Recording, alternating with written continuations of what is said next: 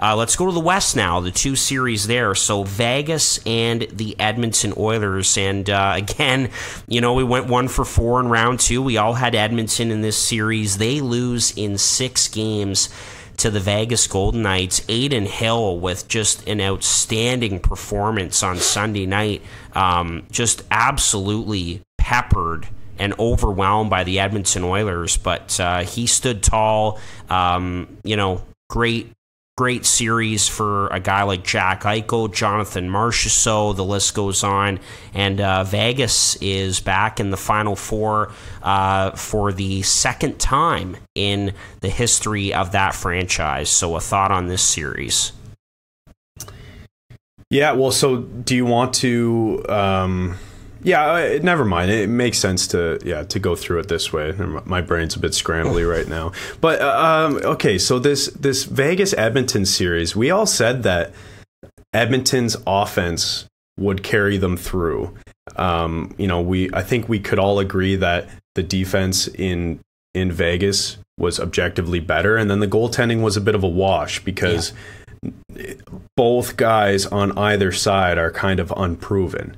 So, I mean, it didn't really come down to goaltending, in my opinion. Adin Hill was good, but, did he steal the series? No. I think it came down to the Oilers not being able to produce at 5-on-5, which is something that has hurt them, since they've had McDavid and Draisaitl, really. They're a team that really benefits on the power play. Obviously, they have one of the best power plays in history, maybe the best power play we've ever seen in the NHL, period. But in the playoffs, as we know, after the first couple games, and we've seen the data to back this up, power plays go way down. We know that happens, and so maybe it's just, maybe they need to add 5-on-5 scoring. We thought they got that in Evander Kane and some other guys down the lineup, but I don't know. It's one of those things. You can only rely on your top two guys so much, and you only get so much power play time. So 5-on-5 scoring, I think, really killed them. And then, of course, Stuart Skinner being pulled multiple times and not playing as well as he has all season. I don't know if the moment got to him or fatigue, because we have to remember he wasn't the starting goalie all year long. He did split a lot of games with Jack Campbell, and he wasn't supposed to be the starting goalie, that's for sure. So maybe fatigue got to him. I don't really know exactly what happened there. I think he's a really good goalie, and going forward, I don't even mind a tandem of Campbell and Skinner, because I think they're both capable of being good, but they're also clearly both capable of not being good.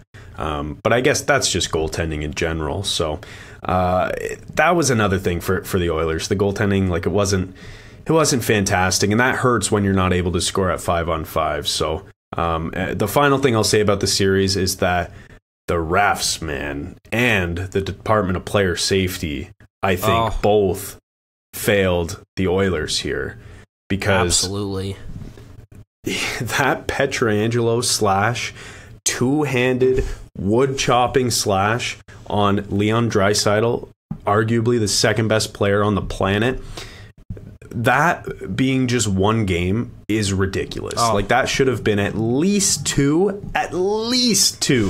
But if that's in the regular season, that might be 10. That might be that. Yeah. If we're talking slashes, that might be that might be it. That might be the worst slash you can do. Aside from hitting a guy in the head or in the face or something. But if we're talking slashes to the body, getting a two-hand over the shoulder hack to your wrist is insane. I could not believe he only got a game for that. And Pietrangelo is their best defenseman. And I know Nurse also got a game for instigating, for starting that fight at the end of the game.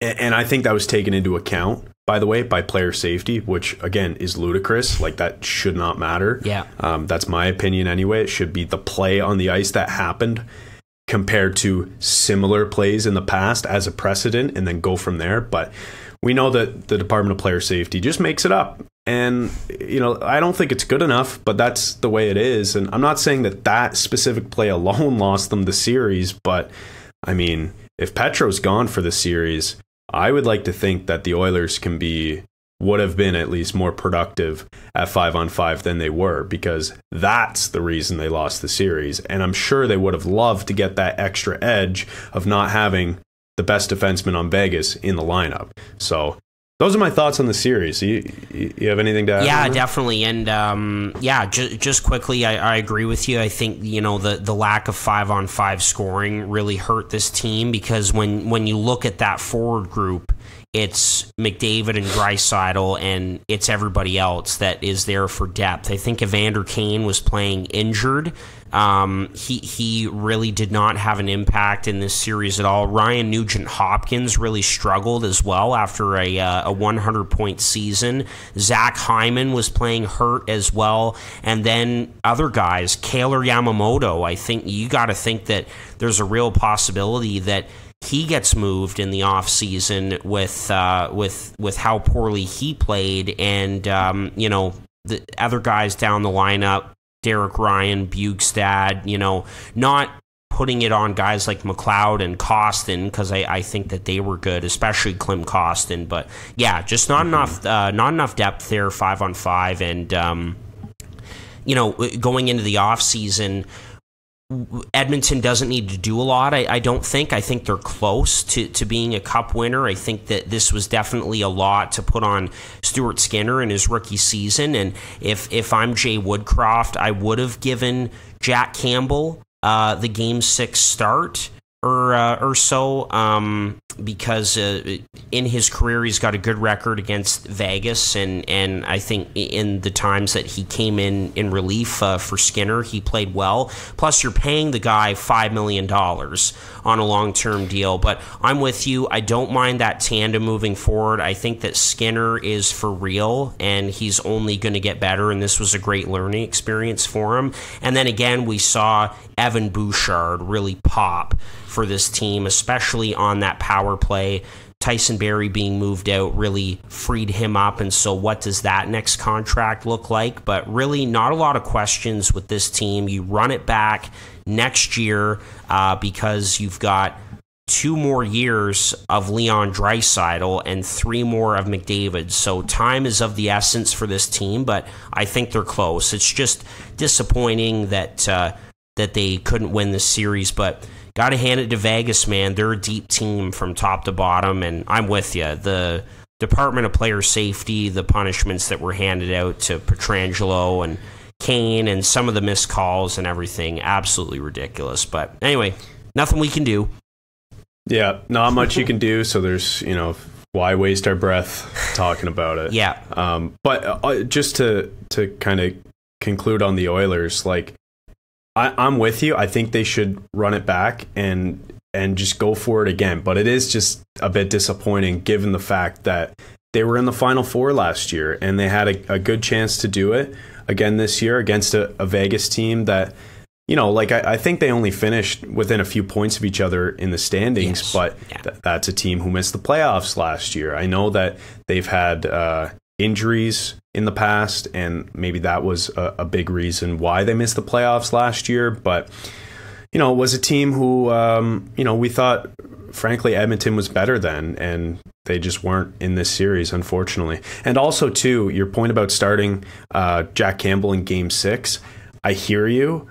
It's a tough call, though. It's a really tough call, and I don't blame Jay Woodcroft for going with Stuart Skinner in an elimination game when he's been your guy all year long, really. He got you there, and I get what you're saying. Absolutely. Yeah. Well, I mean, it's kind of similar, not exactly, but it is kind of similar to, the Leafs starting Joe Woll over Matt Murray. Because Joe Woll was a guy who was there. He had played in those playoffs, and he looked pretty good when he did so, as opposed to playing your $5 million man in Matt Murray.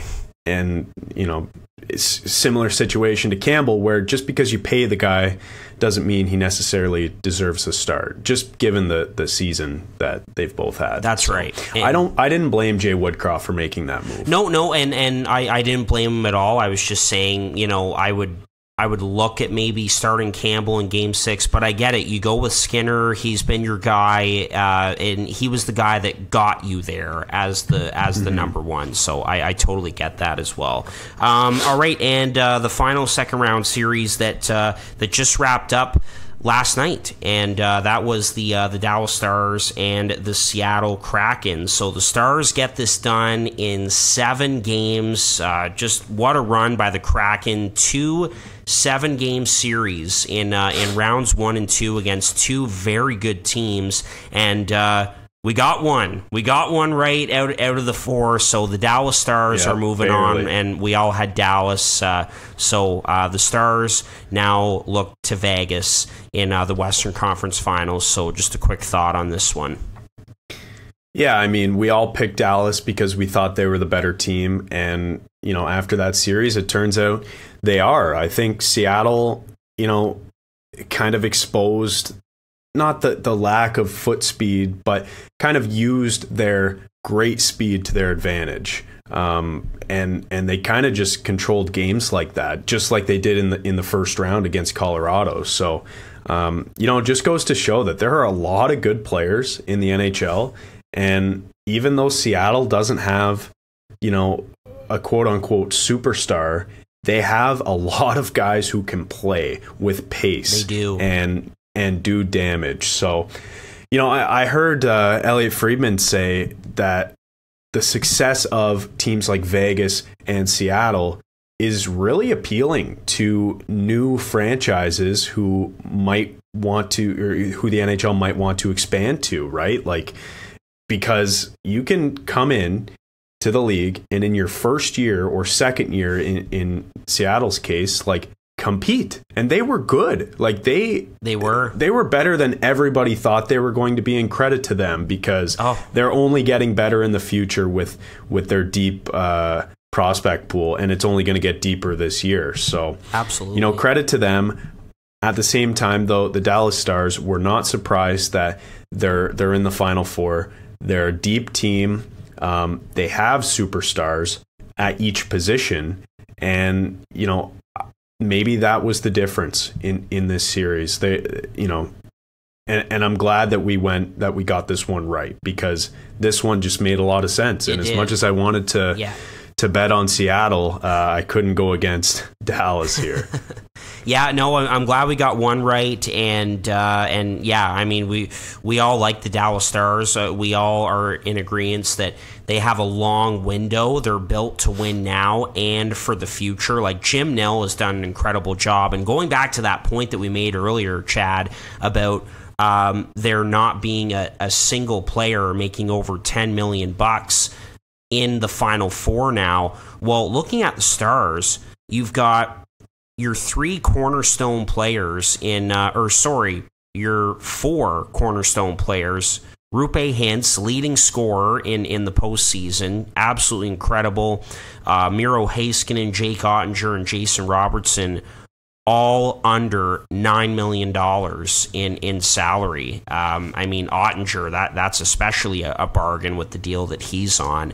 Just absolutely amazing. And then, you look at the depth and the way they've passed those guys. Like Wyatt Johnston, a rookie, is the one that gets the series clinching goal, the youngest player to score a series clinching goal in the last 31 years. And by the way, you brought in a new head coach who has a great record in Game 7s. Peter DeBoer is now 8-0 in his career in Game 7s. So, man, you got to hand it to Jim Nill. I think the Stars are just getting started with this long window, and they certainly deserve to be back in the Final Four. But, man, a huge credit to Dave Haxtell, Ron Francis, and the Seattle Kraken. A hell of a season, and they're going to have some pretty high expectations going into next year, I think, with that group that they have. For sure. Like we've said a million times, that 2017 draft was the turning point for this franchise. To get your 3 cornerstone players in one draft is insane. And I was just laughing earlier because I'm dealing with the the autofocus. Did you notice that? Yeah, I did. trying to get my camera back in focus. But no, I'm glad that the Stars made it through, because frankly, they're the better team. And like you said, they're just getting started. So absolutely.